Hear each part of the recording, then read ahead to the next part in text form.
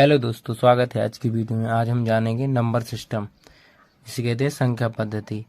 इसे हम बड़े ही आसानी से समझेंगे। चलिए देखते हैं तो वीडियो को। तो सबसे पहले समझते हैं नंबर। नंबर क्या होते हैं? तो नंबर को हिंदी में संख्याएं कहते हैं, और संख्याएं होती हैं जो कि 10। इन्हीं 10 संख्याओं से सारी संख्याएं बनी होती हैं। तो समझते हैं इन संख्याओं को कैसे व्यवस्थित करते हैं, इसे सिस्टम में रखते हैं। तो संख्याओं को सिस्टम में रखने के तरीके को हम समझते हैं इस वीडियो में आज। तो सबसे पहले देखते हैं नंबर। नंबर को 2 प्रकारों में बांटा जाता है। पहला वास्तविक संख्याएं, दूसरा काल्पनिक संख्याएं।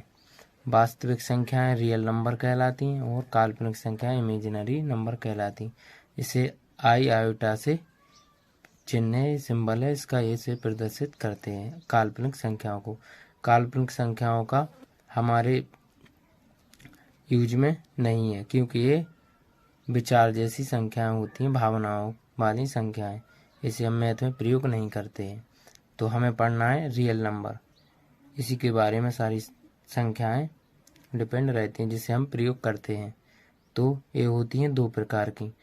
पहली होती है इंटीजर, दूसरी होती है डेसिमल। इंटीजर को बोलते हैं पूर्णांक हिंदी में, और डेसिमल को बोलते हैं हिंदी में दशमलव।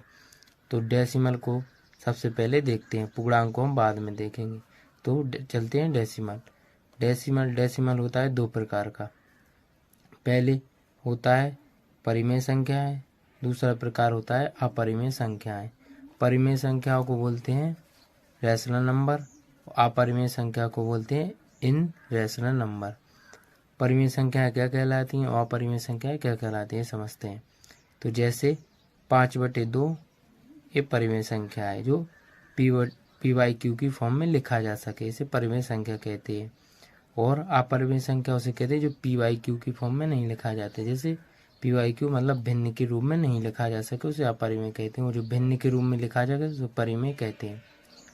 तो ये अच्छे से समझ में आ गया होगा आपको, परिमेय और अपरिमेय। अब समझते हैं पूर्णांक संख्याएं। डेसिमल संख्या में समझ में आ गया है।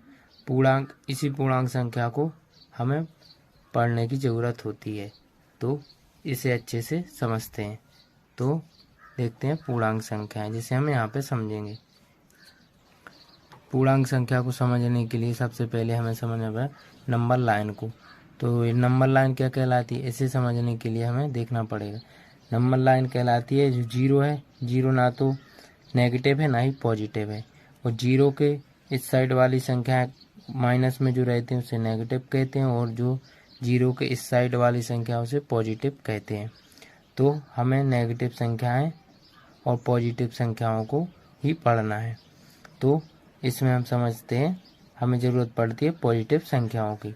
तो पॉजिटिव संख्याएं क्या होती हैं, इन्हें समझते हैं।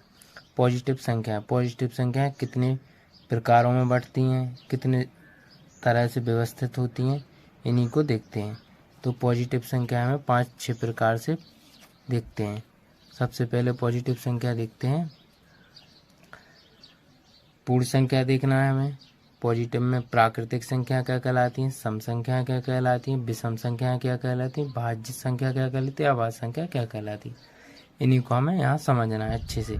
तो सबसे पहले समझते हैं पूर्ण संख्या।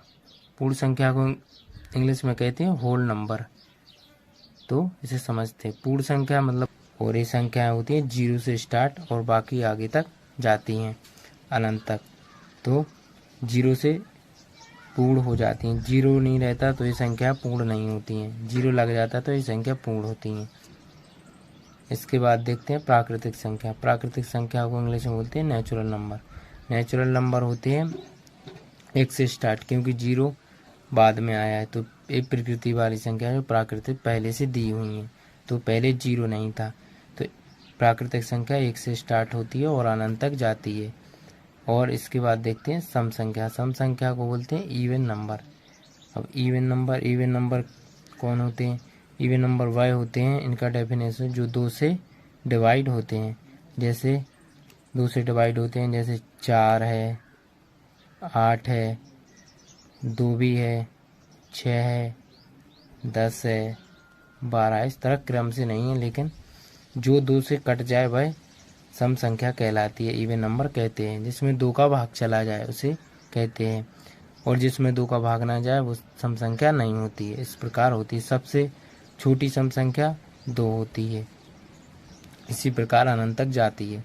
फिर विषम संख्याएं, विषम संख्याएं वह कहलाती हैं जिसमें 2 का भाग ना जाए, उसे इंग्लिश में कहते हैं ऑड नंबर। मतलब 2 का भाग नहीं जाए, मतलब जैसे विषम संख्या होती है 1 में 2 का भाग नहीं जाएगा। 3 होती है, 3 में नहीं जाएगा।